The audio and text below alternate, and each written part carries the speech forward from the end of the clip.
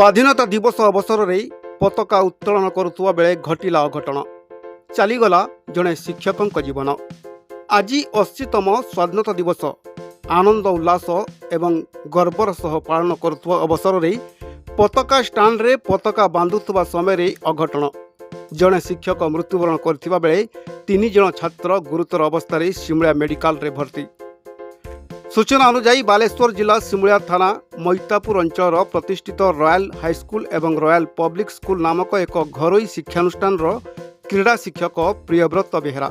तांकर मृत्यु घटिथिबा बेले तांको घर जलेश्वर अंचल बोली सूचना मिली।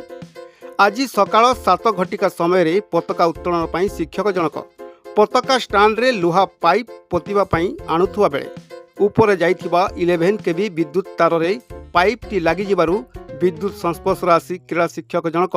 गुरुतर अवस्था भद्रक मेडिकल को निया जाइथिला, किंतु सेठारे कार्यरत डाक्तर तांकु मृत घोषणा करथिले। एही विद्युत आघात रे शिक्षकक व्यतीत 3 जन छात्र मध्य गुरुतर अवस्था सिमुलिया मेडिकल रे भर्ती करा जाइथिबा बेले समस्ते सुस्थ थिबा जणा पड़िछि।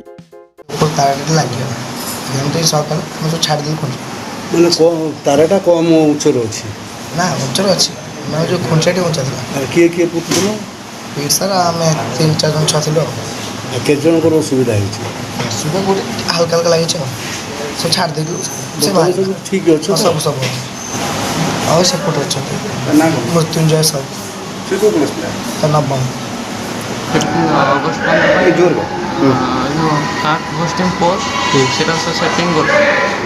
अधिक उठीगला लाइन लगी करंट लगे अधिक टेकी देले ऊपर तारटा पाखर थिला तारटा थिला हाइट थिला केते छुआ थिला से थिलो आमे धरथिलो 4 जण थिले साइड रो बहुत छुआ।